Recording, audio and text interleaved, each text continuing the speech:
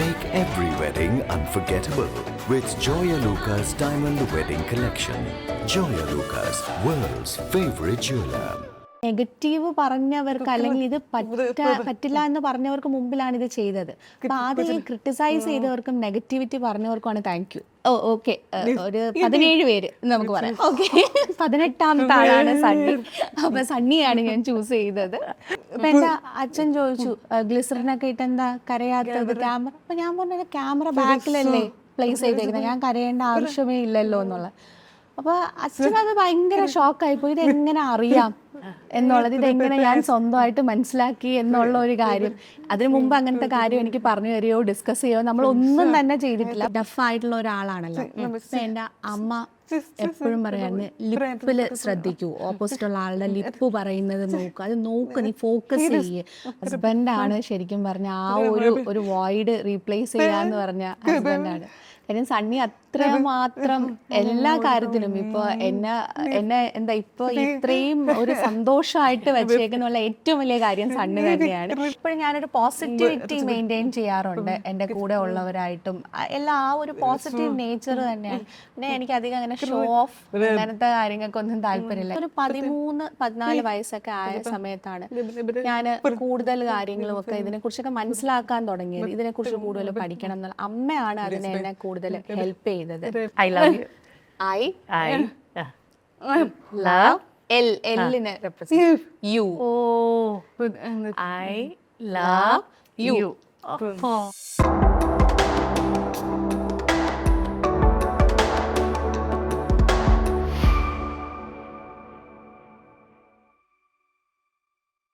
Hello and welcome everybody to our show. ഇന്ന് നമ്മളോടൊപ്പം ഉള്ളത് അഭിനയാണ്. ഞാൻ കുറേ നാളായിട്ട് അഭിനയോട് സംസാരിക്കണമെന്ന് ആഗ്രഹിച്ചിരിക്കുകയാണ്. അഭിനയ ഒരു hearing and speech impaired person ആയതുകൊണ്ട് എന്നോടൊപ്പം വൈഷ്ണവി ഉണ്ട്. ആൻഡ് വൈഷ്ണവി പകുതി ജോലി എൻ്റെ കൈകാര്യം ചെയ്യാൻ പോവുകയാണ്. വെൽക്കം അഭിനയ ടു ദ ഷോ. ഒത്തിരി സന്തോഷമുണ്ട്. ഞാൻ ഒത്തിരി ആഗ്രഹിച്ചാണ്. ഞാൻ പണി സിനിമ കാണുമ്പോഴും ജോജുവേട്ടൻ്റെ കൂടെ വർക്ക് ചെയ്യാന്ന് പറയുന്നത് അത് വലിയൊരു കാര്യമാണ്. അത് എത്ര മനോഹരമായിട്ട് ഭംഗിയായിട്ട് ചെയ്യുന്ന കാണുമ്പോഴും ഞാനിങ്ങനെ വിചാരിക്കും ഈ കുട്ടി ആരാണ്, എവിടെ നിന്നാണ്, ഞാൻ ഇതിനു മുമ്പ് കണ്ടിട്ടില്ലല്ലോ. പിന്നെയാണ് മനസ്സിലായത് മലയാളിയല്ല, സ്പീച്ച് ആൻഡ് ഹിയറിംഗ് ഇമ്പയർഡ് ആണ്. എന്നിട്ട് ഇത്രയും ഭംഗിയായിട്ടുള്ള ഒരു ക്യാരക്ടർ അവതരിപ്പിക്കുക, ഇറ്റ്സ് അമേസിങ്, അൺബിലീവബിൾ. ഇടയ്ക്കിടയ്ക്ക് എന്നെയും കൂടി ഒന്ന് നോക്കണം. ഞാനെവിടെ ഇരിക്കാം, രണ്ടുപേരും ഒരു ഫ്രെയിമിലാക്കി അത്ര അടുത്താക്കി.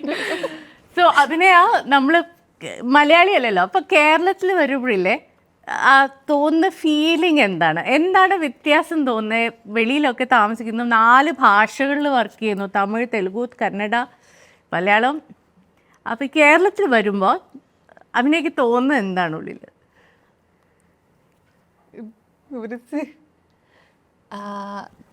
എങ്ങനെ പറയണമെന്ന് എനിക്കറിയില്ല.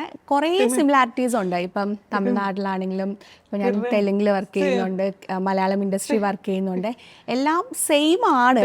പക്ഷേ എന്നാലും തമിഴ്നാട്ടിൽ എനിക്ക് മൂവിയെ സംബന്ധിച്ചിടത്തോളം തോന്നിയ ഒരു കാര്യം, അവിടെ ഷൂട്ടിംഗ് ഒക്കെ വളരെ ഫാസ്റ്റാണ്.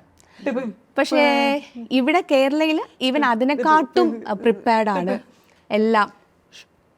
ഷൂട്ടിംഗ് ഇവിടെ എല്ലാം വളരെ സിസ്റ്റമാറ്റിക് ആണ്. അതേസമയം തെലുങ്കുവിലാണെങ്കിൽ കുറച്ച് വ്യത്യാസമുണ്ട്. പക്ഷെ എനിക്കങ്ങനെ ഏതാണ് ഇഷ്ടം ഏതാണ് നല്ലത് അങ്ങനെയൊന്നും പറയാൻ എനിക്കറിയില്ല. നമ്മുടെ ഫുഡ് ഐറ്റംസിൽ അവനൊക്കെ ഏറ്റവും ഇഷ്ടം എന്താ?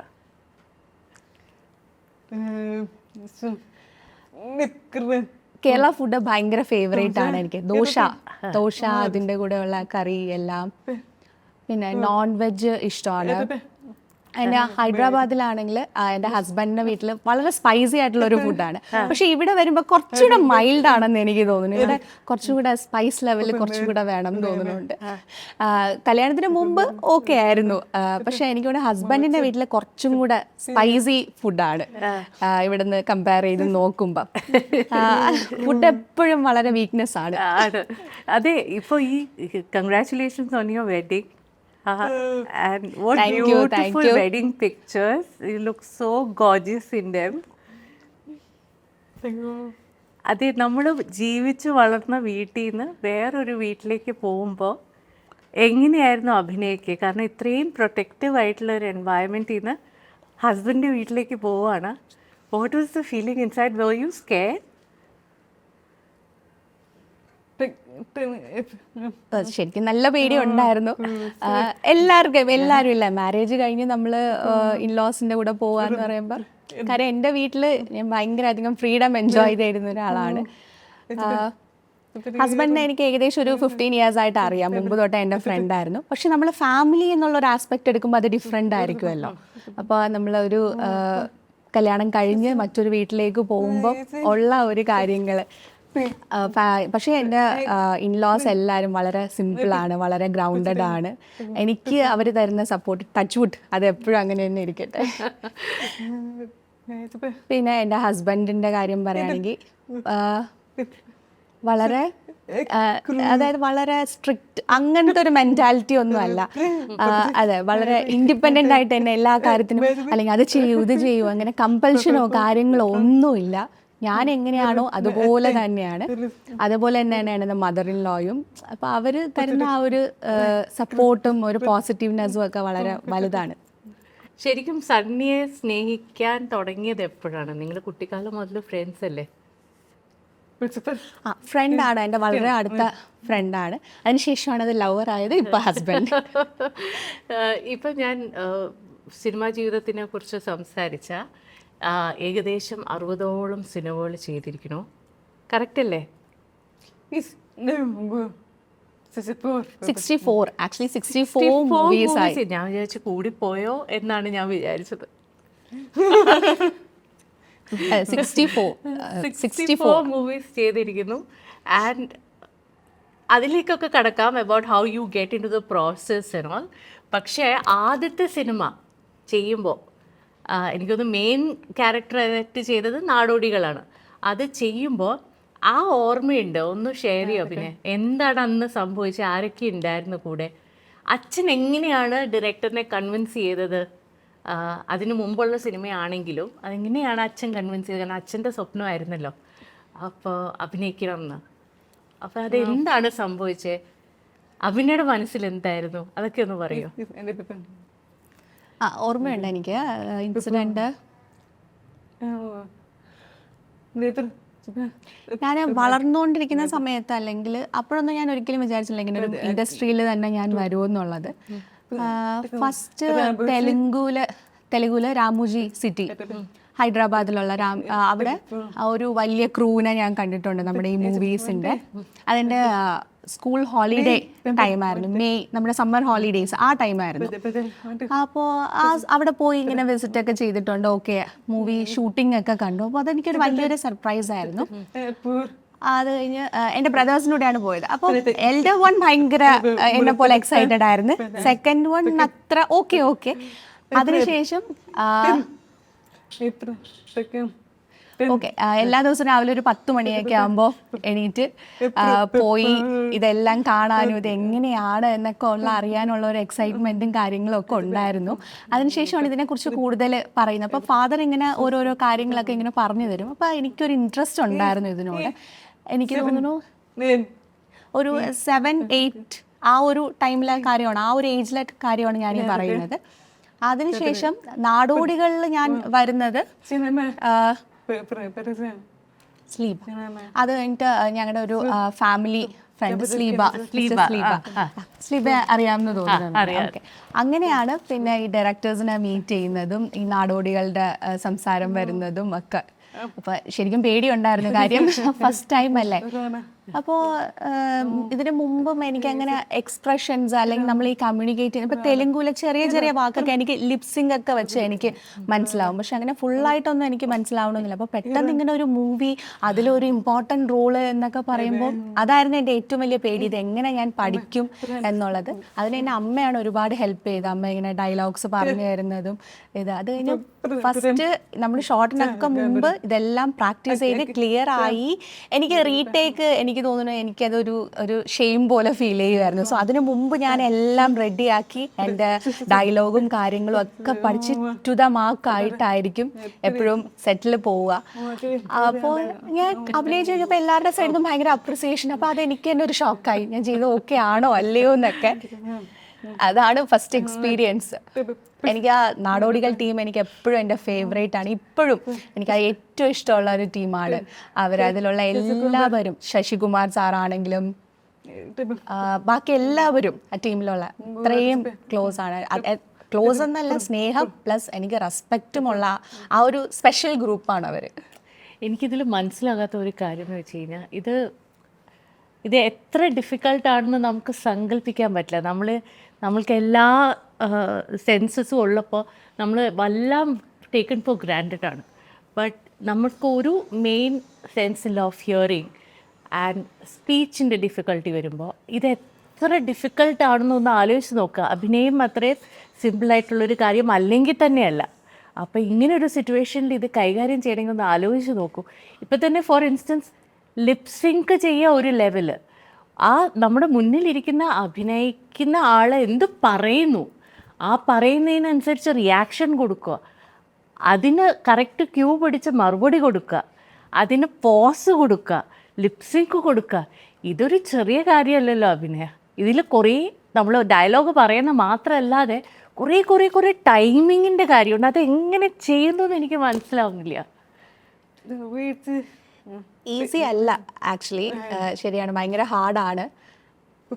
എന്നാൽ പോലും ഞാനിത് നമ്മൾ സ്റ്റാർട്ട് ചെയ്യുന്നതിന് മുമ്പ്, ഇപ്പോൾ ഞാൻ ഡഫായിട്ടുള്ള ഒരാളാണല്ലോ. ഇപ്പം എൻ്റെ അമ്മ എപ്പോഴും പറയായിരുന്നു ലിപ്പിൽ ശ്രദ്ധിക്കൂ, ഓപ്പോസിറ്റുള്ള ആളുടെ ലിപ്പ് പറയുന്നത് നോക്കുക, അത് നോക്ക്, നീ ഫോക്കസ് ചെയ്യ് കൂടുതൽ. ഇപ്പം ഇംഗ്ലീഷ് ആണെങ്കിൽ ഓക്കെ, ലിപ്പ് നോക്കുക, എന്തായിരിക്കും പറഞ്ഞത്, ആ വേർഡ് എന്താണ്, അവരുടെ പ്രൊനൗൺസിയേഷൻ എങ്ങനെയാണ്, എന്താണെന്നുള്ളത് കൂടുതൽ മനസ്സിലാക്കാൻ ശ്രമിക്കും എന്നുള്ളത്. പക്ഷെ ചില പുതിയ വാക്കുകൾ എനിക്ക് മനസ്സിലായില്ല. അപ്പം ഞാൻ അവരെ കൊണ്ട് അത് എഴുതിപ്പിക്കും. എന്നിട്ട് ഞാൻ അതിൻ്റെ മീനിങ് എന്താണ്, അതെങ്ങനെയാണ്, അതിൻ്റെ ലിപ്പ് മൂവ്മെൻറ്റ്സ് എങ്ങനെയാണ്, അതൊക്കെ ഞാൻ മനസ്സിലാക്കും.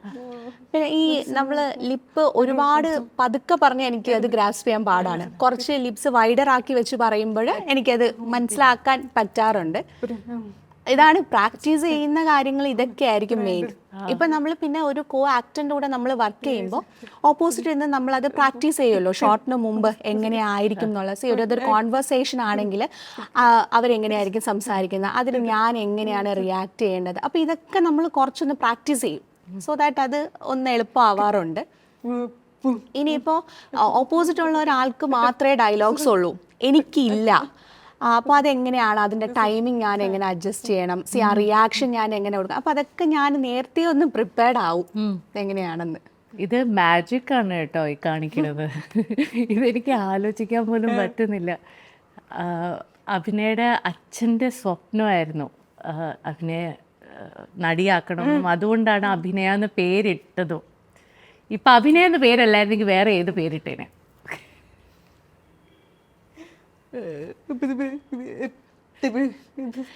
തമിഴില് അച്ഛനാണ് ഈ പേര് ഇട്ടത്. എനിക്കൊരു ഓർമ്മയുണ്ട്, എൻ്റെ ഫസ്റ്റ് ബ്രദർ ജനിക്കുന്ന സമയത്ത് അമ്മയ്ക്ക് സായിബാബയുടെ ഒരു സ്വപ്നത്തിൽ അമ്മ കണ്ടായിരുന്നു. അങ്ങനെയാണ് അമ്മ സായി എന്നുള്ള ഒരു പേരിട്ടത് ഫസ്റ്റ് ബ്രദറിന്. സെക്കൻഡ് ബ്രദറിന്റെ സമയത്തും അങ്ങനെയാണ് ധർമ്മ എന്നുള്ള പേര് വന്നത്. അത് കഴിഞ്ഞിട്ട് എന്നെ അമ്മ കൺസീവ് ആയിരുന്ന സമയത്ത് അതിന് ജാതകം, അപ്പൊ ഹോറോസ്കോപ്പ്, അതിലൊക്കെ വിശ്വാസമുള്ള അമ്മയ്ക്ക്. പക്ഷെ ജാതകം അമ്മയ്ക്ക് വളരെ വ്യത്യാസമുള്ള, പക്ഷെ അച്ഛൻ അത്ര അങ്ങോട്ട് ഇല്ല. പക്ഷെ അച്ഛൻ അപ്പോഴേ പറഞ്ഞു, ഞാൻ പേര് അഭിനയാന്നേ ഇടുള്ളൂ, അതിൽ വേറെ ഒരു സംശയവും ഇല്ല, അഭിനയ എന്നുള്ള പേര് മാത്രമേ ഇടുള്ളൂ. അങ്ങനെ ഞാൻ അഭിനയായി. കമ്മിങ് ടു യുവർ മോം, അമ്മ ശരിക്കും പറഞ്ഞാൽ കല്യാണത്തിന് തൊട്ട് മുന്നെയാണ് പാസ് അവേ ചെയ്തത്. ആൻഡ് അമ്മയുടെ എൻറ്റയർ ലൈഫ് അമ്മ അഭിനയിക്ക് വേണ്ടി തന്നെ മാറ്റി വയ്ക്കുകയായിരുന്നു. ഇപ്പോൾ അഭിനയിക്ക് തോന്നാറുണ്ടോ അമ്മ ചുറ്റും ഉണ്ട്, എൻ്റെ കൂടെ തന്നെ ഉണ്ടെന്ന് തോന്നാറുണ്ട്? കാരണം ആ ഒരു പ്രസൻസ് ഇല്ലാതെ ഒരു മനുഷ്യൻ എങ്ങനെ മുന്നോട്ട് പോകാൻ പറ്റും, അത്രയും വലിയൊരു കോൺട്രിബ്യൂഷനാണ് അമ്മയ്ക്ക് അഭിനയുടെ ജീവിതത്തിൽ.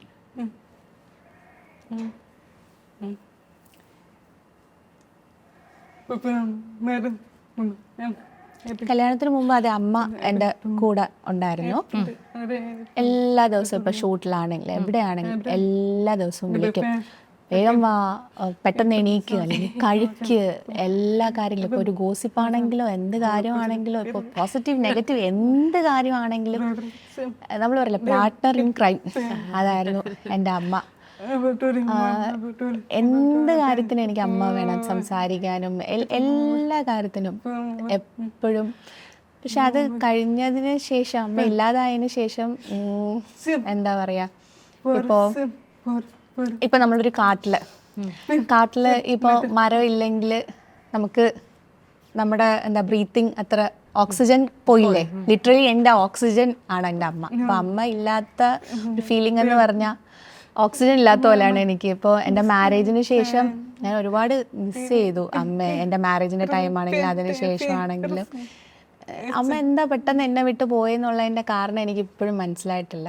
പക്ഷേ എൻ്റെ ഹസ്ബൻഡാണ് ശരിക്കും പറഞ്ഞ ആ ഒരു വോയിഡ് റീപ്ലേസ് ചെയ്യാന്ന് പറഞ്ഞ ഹസ്ബൻഡാണ്. കാര്യം സണ്ണി അത്രമാത്രം എല്ലാ കാര്യത്തിനും ഇപ്പോൾ എന്നെ എന്താ ഇപ്പോൾ ഇത്രയും ഒരു സന്തോഷമായിട്ട് വെച്ചേക്കുന്നുള്ള ഏറ്റവും വലിയ കാര്യം സണ്ണി തന്നെയാണ്. എന്ത് കാര്യത്തിനാണെങ്കിലും, ഇപ്പോൾ ക്രിറ്റിസിസം ആണെങ്കിലും പോസിറ്റീവ് ആണെങ്കിലും വളരെ ഫണ്ണി ആയിട്ടുള്ള ഒരാളാണ്. അപ്പോൾ എൻ്റെ ടൈം പാസ് മെഷീൻ ലിറ്ററലി സണ്ണിയാണ്. What do you like most about Sunny? എന്താണ് ഏറ്റവും ഇഷ്ടമുള്ള കാര്യം? എനിക്കറിയാം അഭിനയ പലപ്പോഴും പലരുമായിട്ട് പ്രൊപ്പോസ് ചെയ്തിട്ടുണ്ടാവും, അടുക്കാൻ തോന്നിയിട്ടുണ്ടാവും ആൾക്കാർക്ക്. പക്ഷേ സണ്ണിയെ ചൂസ് ചെയ്യാനുള്ള കാരണം എന്താണ് അഭിനയ്ക്ക്? How many men have propose ചെയ്യും, അത് പറയാതെ.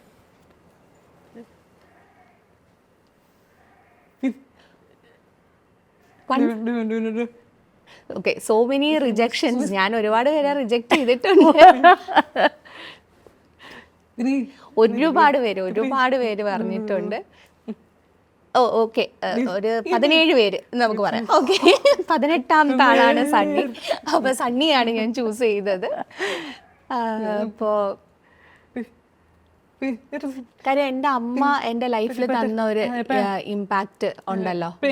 First brother Sai okay, Sai എന്ന എപ്പോഴും അമ്മ പറയുമായിരുന്നു നല്ലോണം പ്രാർത്ഥിക്കുക, അപ്പോഴേ നല്ല കല്യാണ ആലോചന കിട്ടുള്ളൂ, നല്ല അലയൻസ് വരുള്ളൂ എന്നൊക്കെ. ഓക്കെ, അതുപോലെ തന്നെയാണ്. ഓക്കെ, അതുപോലെ തന്നെയാണ് എന്നോട് എപ്പോഴും പറയാറുണ്ട് നല്ലോണം പ്രാർത്ഥിക്കണം, നല്ലൊരു അലയൻസ് വരണം എന്നുള്ളതൊക്കെ. അപ്പോൾ ആദ്യത്തെ 2 പേർക്കും അതുപോലെ തന്നെ വന്നു. അതിനുശേഷം സണ്ണിയെ ഇഷ്ടപ്പെടാനുള്ള ഒന്നാമത്തെ ഒരു കാര്യം സണ്ണിയുടെ ഫിസിക്ക് തന്നെയാണ്. സണ്ണി ഭയങ്കര ക്യൂട്ടാണ്, ചബ്ബിയാണ്. പിന്നെ ആളുടെ ഡ്രൈവിംഗ് സ്കിൽസ് അപാരമാണ്. അപ്പം അതിലും പാസ്സായി. പിന്നെ മൂന്നാമത്തെ ഞാൻ പറഞ്ഞല്ലോ, ഫുഡ് എൻ്റെ ഒരു വീക്ക്നെസ് ആണ്. അപ്പം ആ ടെസ്റ്റിലും പാസ്സായി. അങ്ങനെ അതിനുശേഷം ഈ പറഞ്ഞ ട്രസ്റ്റ് ആണെങ്കിലും എനിക്ക് എന്തും ഷെയർ ചെയ്യാം എന്നുള്ള കാര്യം. അപ്പം ഞാനൊരു ചെക്ക് ലിസ്റ്റ് വെച്ച് നോക്കിയപ്പം എല്ലാത്തിലും പാസ് പാസ് പാസ് പാസ്, എല്ലാ കാര്യത്തിലും ഓക്കെ. അപ്പോൾ അങ്ങനെ പെർസെൻറ്റേജ് ഒക്കെ വെച്ച് നോക്കിയപ്പോഴേ ഓക്കെ 99% പെർഫെക്റ്റ് ആണ്. ഇപ്പൊ 100% ഞാൻ പറയാത്തതെന്ന് വെച്ചാൽ എന്നെ ഭയങ്കര ഫോഴ്സ് ചെയ്ത് ഫീഡ് ചെയ്യും. അതുകൊണ്ട് ഞാൻ 100% പറയുന്നില്ല. കാര്യം സണ്ണി എപ്പോഴും പറയും ഞാൻ കുറച്ച് ചബ്ബിയാണല്ലോ, നീ മാത്രം എപ്പോഴും കുറച്ച് ലീനായിട്ടിരിക്കുന്നത്. അപ്പൊ 2 പേരും ഒരുപോലെ ഇരുന്നാലേ കൊള്ളാവുള്ളൂ. അപ്പൊ ആ ഒരു ഫോഴ്സ് ഫീഡിങ്ങിനായിട്ട് ഒരു 1% കുറയ്ക്കുന്നു. ബാക്കി 99% എല്ലാത്തിലും ആൾക്ക് ടിക്കാണ്. അൾട്ടിമേറ്റ്ലി ആ ഒരു ലവ് അത് തന്നെയാണ്. അതാണ് സണ്ണി. ഇൻഡസ്ട്രി പെൺകുട്ടികൾക്ക് സേഫ് അല്ല, അത് ഫിസിക്കലി മാത്രമല്ല സെക്ഷുവലി സേഫ് അല്ല. പല രീതിയിലും പലതരത്തിലുള്ള ഹാരസ്മെൻറ്റ്സ് ഉണ്ടാവാറുണ്ട് എന്ന കോൺവെർസേഷൻ ഉണ്ട്. അപ്പം അഭിനയ ഇൻഡസ്ട്രിയിലേക്ക് വരുമ്പോൾ വളരെ ചെറിയൊരു പ്രായത്തിലാണ് വന്നത്. അഭിനയ്ക്ക് അങ്ങനത്തെ അനുഭവങ്ങൾ നേരിടേണ്ടി വന്നിട്ടുണ്ടോ? ആൻഡ് ഇപ്പോൾ മുതിർന്നപ്പോൾ ഇങ്ങനത്തെ എന്തെങ്കിലും ഒരു അൺവാണ്ടഡ് ആയിട്ടുള്ള അനുഭവങ്ങൾ വന്നാൽ അത് നേരിടേണ്ടത് എങ്ങനെയാണെന്നാണ് തോന്നുന്നത്?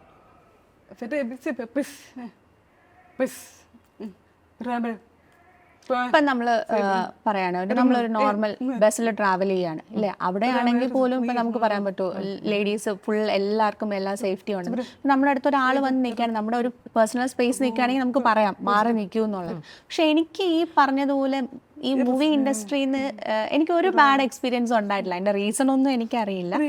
എനിക്ക് ശരിക്കും ഇതൊരു സർപ്രൈസ് ആണ്. ഒരുപാട് പേരിങ്ങനെ പറഞ്ഞ് ഞാൻ കേട്ടിട്ടുണ്ട് അവർക്ക് ഉണ്ടായ ബാഡ് എക്സ്പീരിയൻസുകളെ കുറിച്ച്. അതിനെയൊക്കെ കുറിച്ച് അതിനെ ഞാൻ ലൈറ്റായിട്ട് എടുക്കുന്നില്ല, അതിനെ ഞാൻ പഠിക്കാറുണ്ട്. പക്ഷെ എന്നാൽ പോലും എനിക്ക് അങ്ങനെ പേഴ്സണലി ഒരു എക്സ്പീരിയൻസ് എനിക്ക് ഉണ്ടായിട്ടില്ല.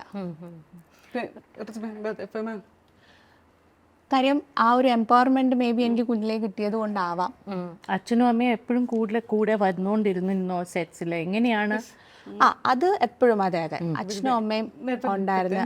അങ്ങനെ ഞാൻ ഒറ്റയ്ക്ക് പോയിട്ടുള്ള അനുഭവങ്ങൾ ഉണ്ടായിട്ടേ ഇല്ല. ഇപ്പൊ മേ ബി അമ്മയ്ക്ക് എന്തെങ്കിലും ഹെൽത്ത് ഇഷ്യൂസ് ഉണ്ടെങ്കിൽ മേ ബി അതിന് പകരം ഫാദർ വരും, അല്ല രണ്ടുപേർക്കും വരാൻ പറ്റിയില്ലെങ്കിലും ബ്രദർ വരും. അപ്പോൾ ഞാൻ അങ്ങനെ ഒറ്റയ്ക്കും പോയിട്ടില്ല. ഇപ്പൊ അതിനുശേഷം എൻ്റെ മാരേജ് കഴിഞ്ഞപ്പോൾ എൻ്റെ കൂടെ റീത്ത എൻ്റെ മാനേജറും കൂടെ ഉണ്ടാവാറുണ്ട്. അപ്പം ഞാൻ അങ്ങനെ ഒറ്റയ്ക്കും അധികം ട്രാവൽ ചെയ്തിട്ടില്ല. ഈ ശരിക്കും നമ്മൾ വർക്ക് ചെയ്യുന്ന സമയത്ത് ഇപ്പം സ്ക്രിപ്റ്റ്സ് ചൂസ് ചെയ്യാനോ അല്ലെങ്കിൽ നമുക്ക് ഏത് റോൾ എടുക്കണം എന്നുള്ളൊരു ഡിസിഷനിലേക്ക് എത്തുന്നത്, അത് അഭിനയം തന്നെയാണോ ഡിസിഷൻ എടുക്കുന്നത്, അതോ ഫാമിലി എല്ലാവരും കൂടി ഇൻവോൾവ് ആയിട്ടാണോ? ഇപ്പോൾ you have acted in a lot of movies, അപ്പോൾ how do you see it?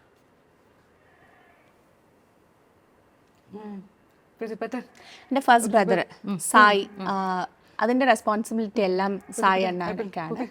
ഇപ്പം ഏത് മൂവി ആണെങ്കിലും കാര്യം ആള് ഭയങ്കരമായിട്ട് മൂവീസ് കാണുന്ന ഒരാളാണ്. അപ്പം പുള്ളിയാണ് ഡിസൈഡ് ചെയ്യുന്നത്. കാര്യം പിന്നെ എനിക്ക് ഈ സ്ക്രിപ്റ്റ് വായിക്കുമ്പം കുറച്ച് കൺഫ്യൂഷൻസ് ഒക്കെ ഉണ്ടാവാറുണ്ട്. അപ്പം ഫസ്റ്റ് ബ്രദർ വായിക്കും, എന്നിട്ട് ഞാൻ ബ്രദറിൻ്റെ ഒരു ഒപ്പീനിയൻ എടുക്കാറുണ്ട്. ഓക്കെ, ഇത് എന്താണ്, എനിക്കിതിൽ എന്തെങ്കിലും പെർഫോം ചെയ്യാനുണ്ടോ, എൻ്റെ കരിയറിൽ ഇപ്പോൾ എനിക്കിത് ചെയ്താൽ എനിക്കൊരു ഗ്രോത്ത് ഉണ്ടാവും, ഇപ്പം എനിക്കിതിൽ പെർഫോമൻസിന് ഉള്ള സ്കോപ്പ് ഉണ്ട്, അങ്ങനെയൊക്കെ നോക്കിയിട്ടാണ് ഞങ്ങൾ സ്ക്രിപ്റ്റ് സെലക്ട് ചെയ്യുന്നത്. പിന്നെ എല്ലാവരും ഓക്കെ, ഫാമിലിയിലുള്ള എല്ലാവരും സ്ക്രിപ്റ്റ് അതിന് ശേഷം ശ്രദ്ധിക്കാറുണ്ട്.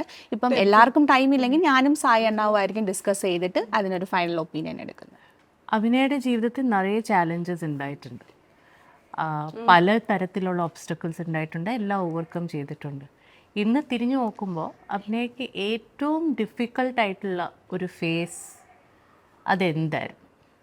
ആൻഡ് അതിൽ നിന്ന് പുറത്ത് വരാൻ അഭിനയം എന്താണ് ചെയ്തത്? കാരണം നമ്മൾ ഉള്ളിലൊരു ലോകമുണ്ട് അഭിനയുടെ, അതൊരു നമ്മൾക്കൊന്നും അറിയാത്ത ഒരു ലോകമാണ്. അവിടെ ഒത്തിരി കോൺവെർസേഷൻസ് നടക്കുന്നുണ്ടായിരിക്കും. അപ്പോൾ what was that phase for U?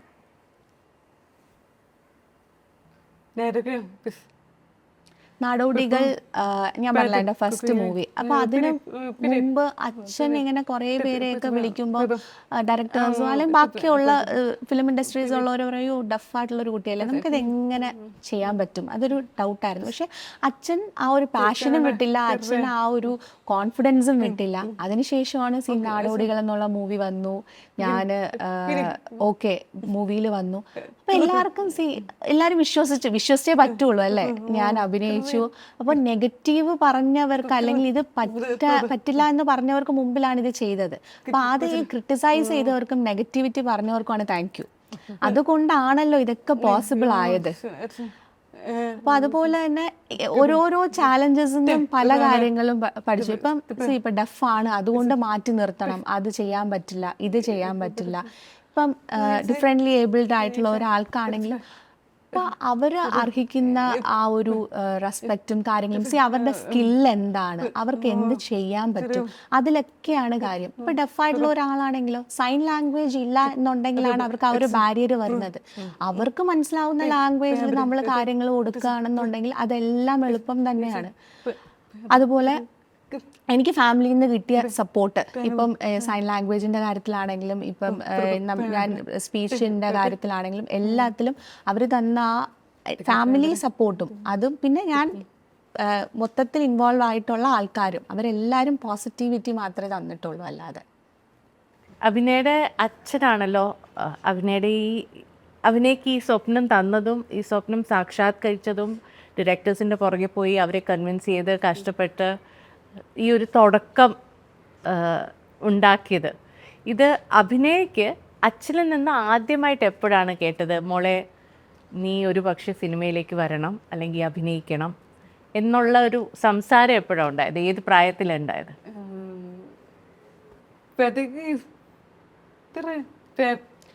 അച്ഛൻ ഏകദേശം ഒരു 35-40 അതിന്റെ ആ ടൈമിലാണ് ഞാൻ ജനിക്കുന്നത്.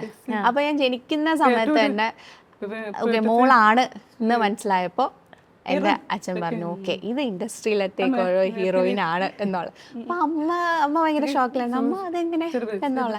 പക്ഷെ അത് കഴിഞ്ഞിട്ടാണ് ഒരു 3-4 months കഴിഞ്ഞപ്പോഴാണ് ഞാൻ ഡഫാണ് എന്നുള്ളത് അവര് മനസ്സിലാക്കുന്നത്. പക്ഷെ അച്ഛന് അപ്പോഴും ആ കോൺഫിഡൻസ് ഉണ്ടായിരുന്നു. ഇപ്പതാ അതുപോലെ തന്നെ ഞാൻ സിനിമയിൽ അഭിനയിക്കുന്നു. ഇപ്പോഴാണ് അമ്മയ്ക്ക് ശരിക്കും വിശ്വാസമായത്. അപ്പൊ അത് അച്ഛൻ്റെ ആ ഒരു കോൺഫിഡൻസ് ആണത്. കുട്ടിക്കാലത്ത് എന്തെങ്കിലും രീതിയിൽ ട്രെയിൻ ചെയ്യുമായിരുന്നു? തീരെ കുഞ്ഞായിരുന്നപ്പോൾ സിനിമയിലേക്ക് അഭിനയിക്കാൻ വേണ്ടിയോ? അച്ഛൻ അന്നേ കണ്ട സ്വപ്നമല്ലേ? അപ്പോൾ 7, 8, 9 വയസ്സുള്ളപ്പോൾ എന്തെങ്കിലും അങ്ങനെ ട്രെയിൻ ചെയ്യിക്കുന്നോ എന്തെങ്കിലും ചെയ്യിക്കുന്ന ഓർമ്മയുണ്ടോ? അച്ഛനും അമ്മയും കൂടി എന്തെങ്കിലും ചെയ്ത്? നെവർ. അങ്ങനെ സംഭവിച്ചിട്ടേ ഇല്ല. ഫാദർ ഫസ്റ്റ് ടൈം എന്നെ ഒരു തെലുങ്കു ഇതിനു വേണ്ടി കൊണ്ടുപോവാണ്. അപ്പൊ അത് എന്തോ ഒരു ഈ പറഞ്ഞ ഒരു ഇമോഷണൽ സീക്വൻസ് ആണ് ആ സമയത്ത്. ഫാമിലിയിലുള്ള എന്തോ ഒരു പ്രോബ്ലം അതിന് ചെയ്യണം. അപ്പോൾ ഓക്കെ, അപ്പോൾ അത് ആക്ട് ചെയ്യാനായിട്ട് എൻ്റെ ഒരു ഫാദറിൻ്റെ ക്യാരക്ടർ എൻ്റെ ഒരു മദറിൻ്റെ ക്യാരക്ടർ അടുത്തടുത്ത് നിൽക്കുന്നു, ഞാൻ നടുക്ക് നിൽക്കുന്നു. അപ്പം ഞാൻ കരഞ്ഞിട്ട് എന്തോ ഇങ്ങനെ എഴുതി കൊടുക്കണം. അപ്പം ക്യാമറ എൻ്റെ ബാക്കിലാണ് പ്ലേസ് ചെയ്തേക്കുന്നത്. അപ്പൊ ഞാൻ കരയുന്നൊന്നുമില്ല.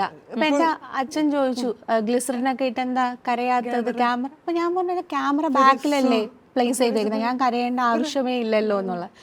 അപ്പൊ അച്ഛനത് ഭയങ്കര ഷോക്കായിപ്പോയി. ഇതെങ്ങനെ അറിയാം എന്നുള്ളത്, ഇതെങ്ങനെ ഞാൻ സ്വന്തമായിട്ട് മനസ്സിലാക്കി എന്നുള്ള ഒരു കാര്യം.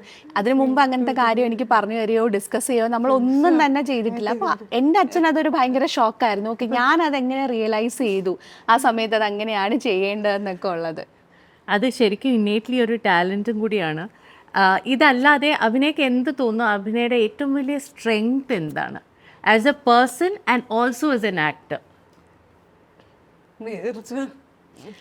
സ്ട്രെങ്ത് എന്ന് പറയാൻ എനിക്ക് തോന്നുന്നു ഞാൻ എന്താണോ ഞാൻ അതായിട്ട് തന്നെ നിൽക്കുകയാണെന്നാണ് തോന്നുന്നത്. അപ്പൊ എനിക്ക് ഓക്കെ എപ്പോഴും ഞാനൊരു പോസിറ്റിവിറ്റി മെയിൻറ്റെയിൻ ചെയ്യാറുണ്ട് എൻ്റെ കൂടെ ഉള്ളവരായിട്ടും. എല്ലാം ആ ഒരു പോസിറ്റീവ് നേച്ചർ തന്നെയാണ്. പിന്നെ എനിക്ക് അധികം അങ്ങനെ ഷോ ഓഫ് അങ്ങനത്തെ കാര്യങ്ങൾക്കൊന്നും താല്പര്യമില്ല. ഞാൻ വിശ്വസിക്കുന്ന അങ്ങനെ ചെയ്താൽ നമ്മളെ ചുറ്റും കുറച്ച് നെഗറ്റിവിറ്റി മാത്രമേ ഉണ്ടാവാറുള്ളൂ. ഓക്കെ, നമ്മൾ ഉള്ളത് വെച്ച് ഹംബിളായിരിക്കുക, സ്റ്റേ ഗ്രൗണ്ടഡ്, അത്രേ ഉള്ളൂ. ആൻഡ് ഏറ്റവും ചാലഞ്ചിങ് ആയിട്ടുള്ള എന്തെങ്കിലും ഒരു സിറ്റുവേഷൻ വരുമ്പോൾ എങ്ങനെയാണ് ഉള്ളിൽ അത് ഓവർകം ചെയ്യാൻ ശ്രമിക്കുക? എപ്പോഴെങ്കിലും ഒരു സംഭവം ഉണ്ടായിട്ടുണ്ടോ വൈ യു ആക്ച്വലി സ്ട്രഗിൾഡ്? കാരണം എല്ലാം വളരെ ഈസി ആയിട്ട് കാണിക്കുന്ന ചെയ്ത് പോയ മാതിരി തോന്നുന്നു അഭിനയ. I can even imagine what journey you had. എൻ്റെ ലൈഫ് ഈ പറഞ്ഞുള്ള വലിയ മാജിക് ഒന്നും ഉണ്ടായിരുന്നില്ല. വളരെ നോർമൽ ആയിട്ടുള്ള ഒരു ലൈഫ്, കാര്യങ്ങളൊക്കെ സംഭവിച്ചു. അതിനുശേഷം എൻ്റെ അമ്മ മരിച്ച ആ ഒരു ഇൻസിഡൻറ്റ്, അതിനുശേഷമാണ് ഞാൻ കുറേ സെൽഫ് റിയലൈസേഷൻസ് ഉണ്ടായതെന്ന് പറയാം. ശരിക്കും പറഞ്ഞാൽ ഇപ്പം അതിനു മുമ്പ് എല്ലാ കാര്യത്തിനും അമ്മയുണ്ട്, എപ്പോഴും വിളിക്കാൻ അമ്മയുണ്ട്, എല്ലാ കാര്യങ്ങളും എന്നെ ഗൈഡ് ചെയ്യാൻ അമ്മയുണ്ട്. എപ്പോഴും നമ്മൾ പറയില്ല നമുക്കൊരു മുൻകരുതൽ തരാൻ ഒരാളുണ്ട്. പക്ഷെ അതിനുശേഷം എനിക്ക് തോന്നി ഞാൻ മാത്രം ഉള്ളതുപോലെയായി. അപ്പം ഞാൻ തന്നെ കാര്യങ്ങൾ തീരുമാനിക്കാൻ തുടങ്ങി, കുറേ കൂടെ കാര്യങ്ങൾ ചെയ്യാൻ തുടങ്ങി. അപ്പോൾ ഈ പറഞ്ഞ പോലെ അതെ ഈസി അല്ലായിരുന്നു. ഒരു വർഷം എനിക്ക് കുറച്ച് ഹാർഡായിരുന്നു. അതിനുശേഷം കല്യാണം വന്നപ്പോൾ നമ്മൾ പുതിയൊരു സ്ഥലത്തേക്ക് പോയി, നമ്മുടെ ഇൻലോസിൻ്റെ കൂടെ ആയി. അപ്പോൾ ആ സമയത്ത് ഓക്കെ നമ്മൾ പുതിയൊരു ലൈഫ് സ്റ്റൈലിലോട്ട് അഡാപ്റ്റ് ചെയ്തു. അപ്പോഴും എൻ്റെ കൂടെ എൻ്റെ ഒരു പാർട്ട്ണർ ഉണ്ടായിരുന്നു, എന്നെ കംഫർട്ടബിൾ ആക്കാനും എന്നെ എല്ലാത്തിനും ഞാൻ ഓക്കെ ആണെന്ന് മേക്ക് ഷുവർ ചെയ്യാനുള്ള ഒരാളുണ്ടായിരുന്നു. പിന്നെ അതിനുശേഷം ഈ പറഞ്ഞുള്ള മൂവി സെറ്റ്സിലേക്ക് നമ്മൾ അതിനെ കാര്യങ്ങൾക്കെല്ലാം പോകുന്നു. അപ്പം ഇതെല്ലാം എനിക്ക് തോന്നുന്നു ഒരു കോൺഫിഡൻസിൻ്റെ ഭാഗമാണ് ഇതെല്ലാം ഇങ്ങനെ സംഭവിക്കുന്നത്. അപ്പം ഇതെല്ലാം ഞാൻ ഇതൊക്കെ ഓവർകം ചെയ്യുന്നത് എങ്ങനെയാണെന്ന് ചിലപ്പോൾ എനിക്ക് തന്നെ വിശ്വാസം വരാറില്ല. Why do you love acting so much?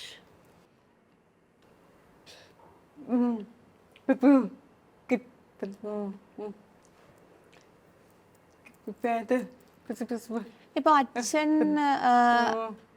വേറെ കാര്യങ്ങളിൽ ബിസി ആയിരുന്നു, ഇപ്പൊ എനിക്ക് അങ്ങനെ ഒരു ഇൻട്രസ്റ്റ് ഇല്ലായിരുന്നു എങ്കിൽ എങ്ങനെയാണ് ഇത് പഠിക്കുന്നത്, അല്ലെങ്കിൽ ഇതിലെ എക്സ്പ്രഷൻസ് എങ്ങനെയാണ്? ഇപ്പൊ ഒരു മൂവി തന്നെ വീണ്ടും വീണ്ടും ഇട്ട് കണ്ടിട്ട് ആ സീൻ എങ്ങനെയായിരുന്നു എന്നൊക്കെ ഉള്ളത് അങ്ങനെ ഞാൻ ശ്രദ്ധിക്കുമായിരുന്നു എന്ന് എനിക്ക് തോന്നുന്നില്ല. തൃഷ, ഇപ്പൊ നമ്മൾ തമിഴില് തൃഷ എന്ന് പറഞ്ഞൊരു ആക്ട്രസ് ഉണ്ട് അല്ലേ, അറിയാം. അപ്പോൾ പുള്ളിക്കാരിയുടെ കൂടെ ഒരു വർക്ക്ഷോപ്പിലൊക്കെ ഞാൻ പങ്കെടുത്തിട്ടുണ്ട് വളരെ പണ്ട്. അവരുടെ കൂടെ ഒരു വർക്ക്ഷോപ്പിൽ ഞാൻ പങ്കെടുത്തിട്ടൊക്കെ ഉണ്ട്. അപ്പോൾ അതൊക്കെ പുതിയ പുതിയ എക്സ്പീരിയൻസ് ആയിരുന്നു എനിക്ക് അന്ന്. ഇത് ഭയങ്കര അതിശയമാണ്. കാരണം ഇപ്പോൾ അഭിനയം റെപ്രസെൻറ്റ് ചെയ്യുന്നത് ഒരാളെ അല്ല, ഒരു എൻറ്റയർ കമ്മ്യൂണിറ്റി. അവർക്ക് എവിടെ വരെ എത്താം, എന്തൊക്കെ ചെയ്യാം എന്നുള്ള സാധ്യതകളും അതിനുള്ള ഒരു ഓപ്പർച്യൂണിറ്റീസിനുള്ള വഴികൾ അഭിനയ തുറന്നു കൊടുക്കുകയാണ്. ഇത് സാധാരണ ഒരു വ്യക്തിക്ക്, ഈ ഒരു സിറ്റുവേഷനുള്ളൊരു വ്യക്തിക്ക് സങ്കല്പിക്കാൻ പോലും പറ്റാത്ത കാര്യമാണ് അഭിനയ ജീവിച്ച് കാണിക്കുന്നത്. ഇതിനെക്കുറിച്ച് എപ്പോഴെങ്കിലും ആലോചിക്കാറുണ്ടോ?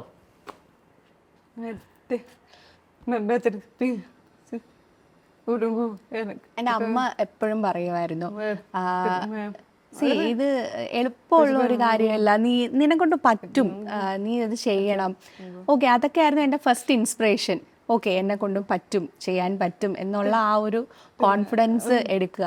അതിനുശേഷം എല്ലാവരും പറയും ഓക്കെ, ഡെഫായിട്ടുള്ള ഒരാളെ കൊണ്ട് ഇത് ഇമ്പോസിബിൾ ആയിട്ടുള്ള ഒരു കാര്യമാണ്, ഇതൊരു ഈസി ആയിട്ടുള്ള ഒരു കാര്യമേ അല്ല, ഡെഫായിട്ടുള്ള ഒരാളെ കൊണ്ട് പറ്റില്ല എന്ന് പറഞ്ഞ് അപ്പോഴൊക്കെ ഞാൻ വിചാരിച്ചു ഓക്കെ, ഞാനൊരാൾ റോൾ മോഡലായി അറ്റ്ലീസ്റ്റ് അങ്ങനെ എന്നെ കണ്ടെങ്കിലും കുറച്ച് പേര് ഇൻസ്പയർഡ് ആവട്ടെ, അല്ലെങ്കിൽ അങ്ങനെയെങ്കിലും കുറച്ച് പേര് വിശ്വസിക്കട്ടെ ഇത് പറ്റും, ഡെഫാണ് അല്ലെങ്കിൽ ഡെഫ്നെസ് ഒരു കുറവല്ല എന്നുള്ളത്. ആരെങ്കിലും പറഞ്ഞിട്ടുണ്ടോ, ശ്രമിച്ചിട്ടുണ്ടോ ഈ ഒരു പാത തിരഞ്ഞെടുക്കാൻ അഭിനയം കണ്ടിട്ട്? ആരെങ്കിലും എന്തെങ്കിലും മെസ്സേജ് ചെയ്യുമോ, സംസാരിക്കുമോ എല്ലാം ചെയ്തിട്ടുണ്ടോ? ഈ ഫിലിം ഇൻഡസ്ട്രിയിൽ വരാൻ കാരണം അഭിനയമാണ്? അങ്ങനെ ഒരു എക്സ്പീരിയൻസ് ഇല്ല, ആരും അങ്ങനെ പറഞ്ഞിട്ടില്ല. പക്ഷെ സൈൻ ലാംഗ്വേജിന്റെ ഇമ്പോർട്ടൻസ് വേണം എന്ന് എല്ലാവരും പറഞ്ഞിട്ടുണ്ട്. കാര്യം മുമ്പൊക്കെ ഞാൻ അങ്ങനെ ഇന്റർവ്യൂസിലാണെങ്കിലും അധികം അങ്ങനെ സൈൻ ലാംഗ്വേജും അങ്ങനെയൊന്നും യൂസ് ചെയ്തിട്ടില്ല. അപ്പോൾ അവരെല്ലാവരും പറയുന്നു പ്ലീസ് അതിനെ കുറച്ചും കൂടെ യൂസ് ചെയ്യുക, അതറിയുക, അപ്പം സൈൻ ലാംഗ്വേജ് പ്രൊമോട്ട് ചെയ്യുക. അപ്പം യഥാർത്ഥ ഡെഫായിട്ടുള്ള അതായത് നമ്മൾ യൂസ് ചെയ്യുന്ന ആ ലാംഗ്വേജ് ആണ് സൈൻ ലാംഗ്വേജ്. അപ്പം അതിനെ പ്രൊമോട്ട് ചെയ്യാന്ന് പറഞ്ഞിട്ടുണ്ട്. ഇപ്പം കേരളയിലാണെങ്കിലും ബാംഗ്ലൂരിലാണെങ്കിലും ഇന്റർവ്യൂസിലൊക്കെ നമ്മൾ എപ്പോഴും ഇന്റർപ്രറ്റേഴ്സിനെ യൂസ് ചെയ്യാറുണ്ട്. തമിഴ് ഇന്റർവ്യൂസിൽ അങ്ങനെ ഇന്റർപ്രറ്റേഴ്സ് ഉണ്ടാവാറില്ല. ഓക്കെ, അപ്പോൾ വളരെ കുറച്ച് ഇന്റർവ്യൂസിലേ ഞാൻ അങ്ങനെ ഇന്റർപ്രറ്ററിൻ്റെ കൂടെ ഇരുന്നിട്ടുള്ളൂ. പക്ഷെ കേരളയിൽ വരുന്ന എല്ലാ ഇന്റർവ്യൂസിലും ഇന്റർപ്രറ്റർ ഉണ്ടാവാറുണ്ട്, ബാംഗ്ലൂരും ഉണ്ടാവാറുണ്ട്. ഇന്റർപ്രറ്റേഴ്സ് ഇല്ലാതെ എങ്ങനെയാണ് അപ്പോൾ ഇന്റർവ്യൂ ചെയ്യാൻ പറ്റുക?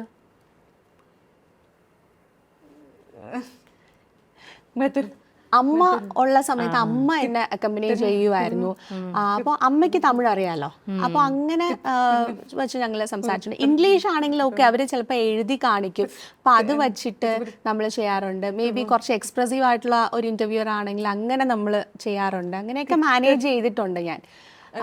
പക്ഷെ അത്ര ഓക്കെ, ഇന്റർവ്യൂറിന് അത്ര എക്സ്പ്രസീവ് അല്ല, നമുക്ക് അങ്ങനെ മനസ്സിലാവുന്നില്ലാണ്ട് മേ ബി ഏതെങ്കിലും അസിസ്റ്റൻസ് ഉണ്ടോ, അവർ സംസാരിക്കുമ്പോൾ എനിക്ക് മനസ്സിലാവുന്നുണ്ടോ, അങ്ങനെയൊക്കെ നോക്കിയും നമ്മൾ ഇൻ്റർവ്യൂസ് ചെയ്തിട്ടുണ്ട്. എനിക്ക് അതിശയം തോന്നി ഈ 64 സിനിമ ചെയ്തിരിക്കുന്ന അഭിനയ ശരിക്കും ഇൻ്റർവ്യൂസിൽ പോലും നമുക്ക് ഇൻ്റർപ്രേറ്റർ ഇല്ലാതെ വർക്ക് ചെയ്യാൻ അത്രയും എളുപ്പമാക്കി എന്നുള്ളതാണ്. അതായത് എനിക്ക് സങ്കല്പിക്കാൻ പറ്റില്ല, അത്രയും കമ്മ്യൂണിക്കേഷൻ സ്കിൽസ് ഉണ്ട് even without the sign language. ഇപ്പോൾ സൈൻ ലാംഗ്വേജ് യൂസ് ചെയ്ത് തുടങ്ങിയപ്പോൾ ഒരു പുതിയ ലോകം തന്നെ ആയിരിക്കുമല്ലോ തുറന്നു വന്നത്. You would have expanded your universe in a big way. It's very very true. അത് വളരെ വാലിഡ് ആയിട്ടുള്ളൊരു ക്വസ്റ്റ്യൻ ആണ്. ഞാൻ ഡെഫ് സ്കൂളിലാണ് പഠിച്ചത്. അവിടെ സൈൻ ലാംഗ്വേജും ഉണ്ട്, നമുക്ക് ഓറലിസം സ്പീച്ചിൻ്റെ ഇതുമുണ്ട്. പക്ഷെ അവിടെ പഠിക്കുമ്പോൾ സൈൻ ലാംഗ്വേജ് കാര്യം ടീച്ചേഴ്സിനും അവരും അത്ര ക്വാളിഫൈഡ് ആയിരുന്നില്ല സൈൻ ലാംഗ്വേജിൽ. അപ്പോൾ അച്ഛൻ, അമ്മ, അങ്ങനെ വളരെ ബേസിക് ആയിട്ടുള്ള നമ്മുടെ സൈൻ ലാംഗ്വേജ് വേർഡ്സ് ഉണ്ടല്ലോ, അത് മാത്രമേ ഉണ്ടായിരുന്നുള്ളൂ. അങ്ങനെ ഒരു ഡീപ്പർ സൈൻ ലാംഗ്വേജ് നോളേജോ അങ്ങനെ ഒന്നും ഉണ്ടായിരുന്നില്ല. ഞാൻ പിന്നെ വളരെ പ്ലേഫുൾ ആയിട്ടുള്ള ഒരു കുട്ടിയായിരുന്നു. അപ്പം നമ്മൾ അങ്ങനെ കൂടുതൽ സൈൻ ലാംഗ്വേജ് പഠിക്കുക അങ്ങനെ ഒന്നും ഉണ്ടായിരുന്നില്ല. അതിനുശേഷം ഒരു 13-14 വയസ്സൊക്കെ ആയ സമയത്താണ് ഞാൻ കൂടുതൽ കാര്യങ്ങളും ഒക്കെ ഇതിനെക്കുറിച്ചൊക്കെ മനസ്സിലാക്കാൻ തുടങ്ങിയത്. ഇതിനെക്കുറിച്ച് കൂടുതൽ പഠിക്കണം എന്നുള്ള അമ്മയാണ് എന്നെ കൂടുതൽ ഹെൽപ്പ് ചെയ്തത്. കാര്യം എൻ്റെ ഫാമിലിയിൽ സൈൻ ലാംഗ്വേജ് ആർക്കും അറിയില്ല. അവരുടെ എല്ലാവരുടെയും ലിപ്പ് മൂവ്മെന്റ്സ് വെച്ചിട്ടാണ് ഞാൻ കാര്യങ്ങൾ മനസ്സിലാക്കിക്കൊണ്ടിരുന്നത്. അതിനുശേഷം ഞാൻ സണ്ണിയെ മീറ്റ് ചെയ്ത സമയത്ത് സണ്ണിയാണ് കുറേയും കൂടെ എനിക്ക് എന്നെ ഒന്ന് എൻലൈറ്റൻ ചെയ്ത ആൾ സണ്ണിയാണ്. സൈൻ ലാംഗ്വേജിൻ്റെ കാര്യങ്ങൾ കൂടുതൽ പഠിക്കാനും അതിനെക്കുറിച്ച് മനസ്സിലാക്കാനും നമ്മളെ ഡെഫ് കമ്മ്യൂണിറ്റി ആയിട്ട് കൂടുതൽ ഇൻട്രാക്ട് ചെയ്യാനും ഒക്കെ എന്നെ ലീഡ് ചെയ്ത ഒരാൾ ആക്ച്വലി സണ്ണിയാണ്. അതിനുശേഷമാണ് ഞാനും പതുക്കെ ആ ഒരു കമ്മ്യൂണിറ്റി ആയിട്ട് ഞാനും മെർജ് ആവാൻ തുടങ്ങിയത്. ഓക്കെ, അപ്പോൾ കൂടുതൽ കാര്യങ്ങൾ പഠിക്കുക, നമ്മുടെ ആ ഒരു പിയർ ഇൻട്രാക്ഷൻ ഉണ്ടല്ലോ, അത് വളരെ ഇമ്പോർട്ടൻ്റ് ആയിരുന്നു. അപ്പോൾ അത് കിട്ടിയതിന് ശേഷമാണ് ഞാനും കുറേയും കൂടെ ചേഞ്ച് ആവാൻ തുടങ്ങിയത്. എങ്ങനെയാണ് ഡെഫ് കമ്മ്യൂണിറ്റി ആയിട്ടുള്ള ഇൻട്രാക്ഷൻ അഭിനയുടെ വേൾഡ് വ്യൂവിനെ മാറ്റിയത്?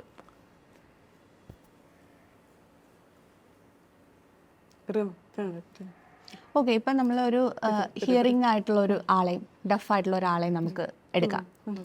ഇപ്പോൾ ഹിയറിംഗ് ആയിട്ടുള്ള ഒരാൾ മേ ബി ഇംഗ്ലീഷിൽ എന്തെങ്കിലും വായിക്കുന്നു, അതിന് പുള്ളിയുടെ പേഴ്സ്പെക്റ്റീവ് അത് മനസ്സിലാക്കുന്നത് അതിൽ കുറേ കാര്യങ്ങളുണ്ടല്ലോ, അവരുടെ cognitive skills, social interaction, cultural aspect അത്. അതേസമയം സൈൻ ലാംഗ്വേജിൽ വരുമ്പം അതിൻ്റെ ഒരു പേഴ്സ്പെക്റ്റീവ് വേറെയാണ്. നമ്മൾ മനസ്സിലാക്കി ആ ഒരു കോണ്ടെക്സ്റ്റ് മനസ്സിലാക്കി കഴിയുമ്പോൾ ഓക്കെ രണ്ടും ഒന്നാണെന്ന് മനസ്സിലാവും. പക്ഷെ അത് പെർസീവ് ചെയ്യുന്ന വിധം രണ്ടും രണ്ടാണ്. നമുക്ക് കോണ്ടെക്സ്റ്റ് മനസ്സിലാക്കാനുള്ള ഡിഫിക്കൽട്ടിയാണ് ഏറ്റവും വലിയ ചാലഞ്ച്. അതായത് ആ സോഷ്യൽ കൾച്ചറൽ കോണ്ടെക്സ്റ്റ് മനസ്സിലാക്കുകയാണ്. അതെ, ആ ഒരു ഇനിഷ്യൽ ഇപ്പോൾ ഞാൻ പറയുന്നത് ഇപ്പോൾ കുറച്ച് പുതിയൊരു ഇംഗ്ലീഷ് വേർഡ് ആയിട്ട് തന്നെ എടുക്കുക. ഇപ്പോൾ മേ ബി ഞാനത് വായിക്കുമ്പം എനിക്കത് പെട്ടെന്ന് മനസ്സിലാവണം എന്നില്ല. ഞാൻ മേ ബി അത് ചോദിക്കും, ഇതിൻ്റെ സൈൻ ലാംഗ്വേജ് എന്താണ്, ഇതിൻ്റെ സൈൻ എന്താണ്. ഓക്കെ, അപ്പോൾ എനിക്ക് അത് വെച്ച് ഇത് റിലേറ്റ് ചെയ്ത് എനിക്ക് മനസ്സിലാവും ഇതാണ് ഇതിൻ്റെ മീനിങ് ഇതാണ് എന്നുള്ളത്. സൈൻ ലാംഗ്വേജ് കൂടെ ഈ മീനിങ് നമ്മൾ മനസ്സിലാക്കി എടുക്കണം. That's very interesting. കാരണം അത് നമ്മൾ സിനിമയിലേക്ക് കൊണ്ടുവരുമ്പോൾ പ്രത്യേകിച്ച് 4 ഭാഷകളിൽ ഇതിനകത്തെല്ലാം കൾച്ചറൽ മീനിങ്സും കൂടിയുണ്ട്. അപ്പോൾ ഓരോ ഡയലോഗ് പഠിക്കുമ്പോൾ അതിൻ്റെ കൾച്ചറൽ സോഷ്യൽ കോണ്ടെക്സ്റ്റ് മനസ്സിലാക്കി വേണം പഠിക്കാനും അത് ഇമോട്ട് ചെയ്യാനും. എനിക്ക് ആലോചിക്കാൻ പോലും വയ്യ അഭിനയ. What an unbelievable feat you are doing. You are truly a warrior. ഞാനതിൻ്റെ കൂടെ ഈ ഒരു ക്വസ്റ്റ്യൻ്റെ കൂടെ ഞാനൊരു പോയിന്റും കൂടെ ആഡ് ചെയ്യാം. ഇപ്പം നമ്മൾ ഇന്ത്യയിൽ തന്നെ ഇപ്പോൾ ഹിന്ദി, ഇപ്പോൾ കർണാടക, ലൈക്ക് കന്നഡ, ഇപ്പോൾ കേരള, മലയാളം, തമിഴ്നാട്ടിൽ തമിഴ്, തെലുങ്ക്, അങ്ങനെ പല പല പല പല ലാംഗ്വേജ് ഉണ്ട് ഇന്ത്യയിൽ. ഇപ്പം നമ്മൾ ഇതിൽ ഏതിലാണെങ്കിലും നമ്മളിവിടെ ഇന്ത്യയിൽ യൂസ് ചെയ്യുന്ന ISL ആണ്, ഇന്ത്യൻ സൈൻ ലാംഗ്വേജ്. അതേസമയം അമേരിക്കയിലാണെങ്കിൽ അത് വ്യത്യാസമാണ്, അത് അമേരിക്കൻ സൈൻ ലാംഗ്വേജ്. ചൈനയിലാണെങ്കിൽ they have their own sign language. It's not universal. Okay, ഓരോ രാജ്യത്തിനും അവരുടേതായിട്ടുള്ള സൈൻ ലാംഗ്വേജ് ഉണ്ട്. ഇപ്പൊ അതിനെക്കുറിച്ച് പറയാം. ഇപ്പൊ മേ ബി ഹിന്ദിയും മലയാളവും രണ്ട് ലാംഗ്വേജ് അല്ലേ, സെയിം ആണോ? രണ്ടും ഡിഫറെന്റ്. അതുപോലെ തന്നെയാണ് ISL-ഉം ASL-ഉം ഒക്കെ ഡിഫറെന്റ് ആണ്. അപ്പോൾ പുറത്തൊക്കെ യാത്ര ചെയ്യാൻ ഇനിയിപ്പം USA നമ്മൾ അമേരിക്കൻ സൈൻ ലാംഗ്വേജ് അവിടെ നമ്മൾ യൂസ് ചെയ്യുന്ന കൂടുതലും 1 ഹാൻഡഡ് ആണ്, സൈൻസ് 1 ഹാൻഡഡ് ആയിരിക്കും. അതേസമയം നമ്മൾ ISL-ൽ 2 ഹാൻഡ്സും യൂസ് ചെയ്യാറുണ്ട്. ഇനി ഞാനൊരു ക്വസ്റ്റ്യൻ ചോദിക്കാം തന്നെയാണ്, ക്ലാപ്പ് ചെയ്യുന്നത് എങ്ങനെയാ തന്നെയാ? ഓക്കെ, അതേസമയം ഡെഫ് കമ്മ്യൂണിറ്റിയുടെ ക്ലാപ്പ് എങ്ങനെയാണ്? 2 ഹാൻഡ്സ് നമ്മൾ മേളിലോട്ട് ഉയർത്തി കാണിച്ചാൽ ഇതാണ് clap. How do I say I love you in sign language? I love you. No. Or simply ഈ സൈൻ കാണിച്ചാലും മതി, I love you. I like the other one. I love you. I love L-നെ represent you. Oh, I love you. ചെറിയൊരു mistake ഉണ്ട് മാം. ഇതാണ്. Okay, That's a devil side. അപ്പോൾ ഒരു game കളിക്കാം. നമുക്ക് കാർഡ് ഗെയിം കളിക്കാം.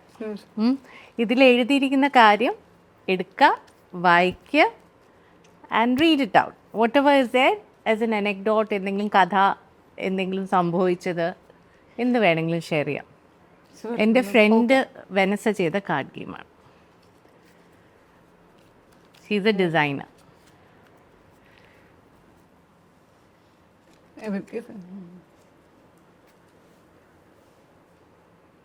Pink. What is it? Aha, good one. ഇത് വലിയ ഒരു ജോക്കൊന്നല്ല, പക്ഷെ സ്റ്റിൽ എൻ്റെ ഹസ്ബൻഡ് എപ്പോഴും പറയാറുണ്ട് ഫുഡ് ഫുള്ളായിട്ട് കഴിച്ചിട്ട് ഓക്കെ എക്സസൈസ് ചെയ്യാനായിട്ട് അങ്ങനെ സമയം കണ്ടെത്തുന്ന കാര്യമൊക്കെ. ഫുഡ് എല്ലാം കഴിച്ചു കഴിഞ്ഞു, പക്ഷെ നടക്കുന്നതോ അങ്ങനത്തെ കാര്യങ്ങളോ ഒന്നും സണ്ണി അധികം അങ്ങനെ ചെയ്യാറില്ല. ഓക്കെ, പക്ഷെ ഞാൻ എപ്പോഴും ആളെ പറയാറുണ്ട് കുറച്ച് നടക്കണം, എന്തെങ്കിലുമൊക്കെ കുറച്ച് എക്സസൈസ് ഒക്കെ ചെയ്യണം. ഇപ്പൊ സണ്ണി പറയാതെ കറക്റ്റാണ് നീ പറഞ്ഞത്, ഓക്കെ അത്രേ ഉള്ളൂ, പക്ഷെ അതിനപ്പുറം ഒന്നും സംഭവിക്കാറില്ല.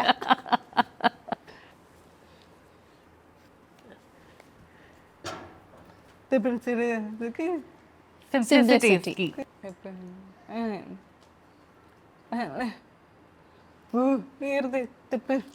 എനിക്ക് ഫുഡിന്റെ കാര്യത്തിൽ എന്താണെങ്കിലും സിമ്പിൾ ആയിട്ടുള്ള ഒരു ഫുഡ് ആയിരിക്കണം. ഇപ്പം വളരെ ഇപ്പം മേ ബി എന്തെങ്കിലും ഒരു സ്പെഷ്യൽ ഒക്കേഷൻ ആണ് എന്നുണ്ടെങ്കിൽ പോലും ആ ഒരു ബാലൻസ് മെയിൻറ്റെയിൻ ചെയ്യാറുണ്ട്. ഇപ്പം സ്പെഷ്യൽ ഒക്കേഷൻസിൽ ഇപ്പോൾ എന്തെങ്കിലും ഹെവി ആയിട്ട് കഴിച്ചാലും അടുത്ത മീല് ഞാൻ വളരെ സിമ്പിൾ ആയിട്ട്. റൈറ്റ് ആണോ? വേറെ എന്തെങ്കിലും പറയണോ? ഡാൻസിനോട് സ്നേഹം എപ്പോഴാണ് തോന്നി തുടങ്ങിയ? അങ്ങനെ എനിക്ക് വളരെ കുഞ്ഞിലേ തൊട്ട് ഇപ്പം എൻ്റെ വീട്ടിൽ നമ്മുടെ ഗണേഷ് ഫെസ്റ്റിവൽ ഇല്ലേ, 10 days നമ്മുടെ അവിടെ ഗണേഷ് ചതുർത്ഥിയൊക്കെ, അപ്പം ആ സമയത്ത് തന്നെ ഇങ്ങനെ ഡാൻസ് ടീമൊക്കെ വന്ന് അവരുടെ ഈവൻറ്റ്സ് കാര്യങ്ങളൊക്കെ ഉണ്ടാവുമല്ലോ.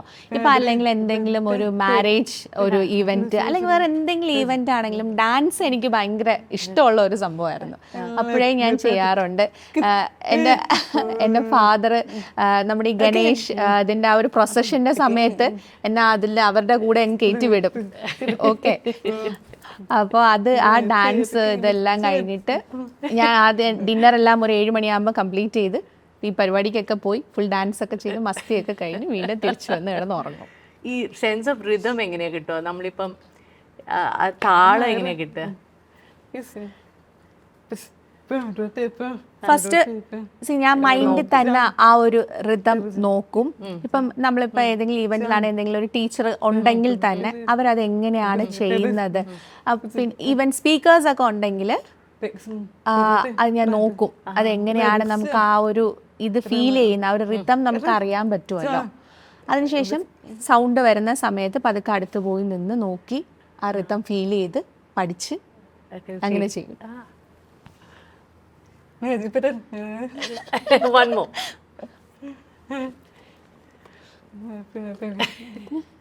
Find your balance. ഇപ്പോൾ എൻ്റെ മാരേജിൻ്റെ കാര്യം എടുക്കുകയാണെങ്കിലും തന്നെ മാരേജ് കഴിഞ്ഞു പോയ ഞാൻ വീട് ഇപ്പം എൻ്റെ വീട് വളരെ സിമ്പിൾ ആയിട്ടുള്ള ഒരു വീടാണ്. അവിടെ എങ്ങനെയാണെന്ന് വെച്ചാൽ നമ്മൾ കറക്റ്റ് ഇവിടെ തിരിച്ച് മാരേജ് കഴിഞ്ഞ സമയത്ത് നമ്മൾ രാവിലെ എണീക്കുക, കാര്യങ്ങൾ ചെയ്യുക, ഫാമിലിക്ക് വേണ്ടി അഫ്കോഴ്സ് നമ്മൾ ടൈം സ്പെൻഡ് ചെയ്യണമല്ലോ. അപ്പോൾ അവരുടെ കൂടെ ബ്രേക്ക്ഫാസ്റ്റ് ആണെങ്കിലും കാര്യങ്ങളും ഒക്കെ മാക്സിമം ഉള്ള സമയത്ത് അവരുടെ കൂടെ ടൈം സ്പെൻഡ് ചെയ്യുക. ഇപ്പോൾ 6 മണിയൊക്കെ ആകുമ്പോൾ ഞാൻ എണീക്കാൻ ശ്രമിക്കും. അത് തന്നെ ഫ്രൂട്ട്സിൽ എന്തെങ്കിലും ഒരു സ്മൂതിയോ അങ്ങനെ എന്തെങ്കിലുമൊക്കെ ചെയ്ത് കഴിഞ്ഞ് ഞാൻ ഓടിപ്പോയി എൻ്റെ എക്സസൈസ് ചെയ്യും. അതിനുശേഷം ഫാദറിനോ അവരുടെ കാര്യങ്ങൾ നോക്കാൻ പോവും. അപ്പം ഇതെല്ലാം ഈ ഒരു റിതം ഞാൻ കണ്ടുപിടിക്കാൻ ഏകദേശം ഒരു 3 മാസം എടുത്തു, ഇതെല്ലാം ഒന്ന് മാനേജ് ചെയ്ത് ഒന്ന് പോവാനായിട്ട്. പക്ഷെ ഇപ്പൊ സെറ്റിൽ ആണോ? ഇപ്പൊ പക്ക.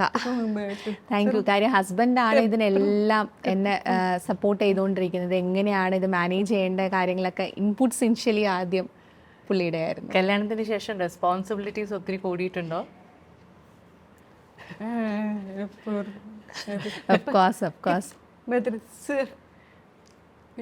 ഇപ്പൊ എന്റെ അമ്മ ഉണ്ടായിരുന്നെങ്കിൽ എനിക്ക് തോന്നും അമ്മയൊന്ന് വിളിച്ച് ചോദിക്കാമല്ലോ, കുറച്ച് കാര്യങ്ങളൊക്കെ പറഞ്ഞു ഇത് എങ്ങനെ ചെയ്യണം, ഇത് അങ്ങനെ ചെയ്യണം. പക്ഷെ ഇതിപ്പം എനിക്ക് അങ്ങനെ റിലേ ചെയ്യാൻ ഒരാൾ വേറെ ഇല്ലാത്തത് കൊണ്ട് ഇപ്പൊ സണ്ണിയുടെ അമ്മയാണെങ്കിലും തന്നെ വളരെ സപ്പോർട്ടീവാണ് ആൻറ്റി. ഇപ്പൊ ഇതുപോലെ ഇന്നത് ചെയ്യണം, അങ്ങനെ ചെയ്യണം, ഇങ്ങനെ ചെയ്യണം എന്ന് ഇവിടുത്തെ അമ്മയ്ക്കും അങ്ങനെയൊന്നുമില്ല. പക്ഷെ എന്നാലും എനിക്ക് എൻ്റെതായിട്ടുള്ള റെസ്പോൺസിബിലിറ്റീസ് ഉണ്ടല്ലോ. അപ്പൊ അത് ഞാൻ ചെയ്യുന്നുണ്ടെന്നുള്ളത് അതെ ഇപ്പോഴാണ് ആ ഒരു ഋതം, ആ ഒരു ബാലൻസ് വന്നു തുടങ്ങിയത്. ഒരു കാർഡ്. ഓക്കെ.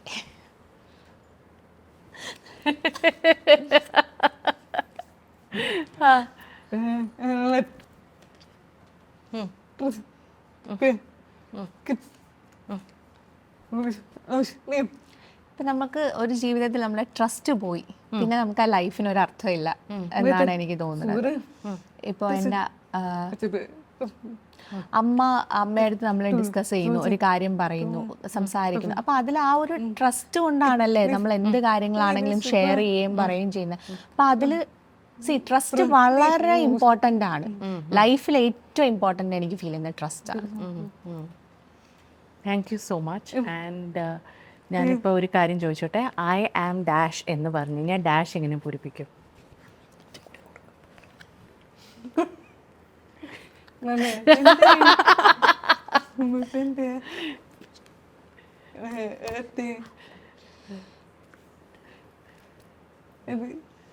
വാക്കൽ ഇട്ട് കൊടുക്കാൻ പാടില്ല. May be one day, maybe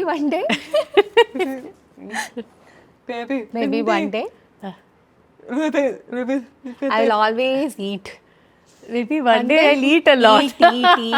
eat the whole day. Total foodie. I am dash ആണെങ്കിൽ ഡാഷ് എങ്ങനെ പൂരിപ്പിക്കും?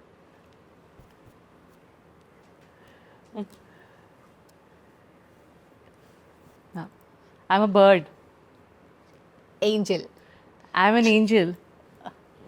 Okay. Why angel? ഓക്കെ. എല്ലാ ഏഞ്ചൽ എന്താണ് എപ്പോഴും കാം, കമ്പോസ്റ്റ് എന്താണെങ്കിലും okay. I am okay with anything. Thank you so much, Abhinaya. Thank you. It was lovely talking to you. Thank you. Thank you. എനിക്ക് ഇങ്ങനെ ഒരു opportunity തന്നാൽ കുറേ നല്ല ക്വസ്റ്റ്യൻസ് ആയിരുന്നു. I really enjoy. Thank you. Interviews ചെയ്യാൻ പേടി ഉണ്ടാറുണ്ടോ?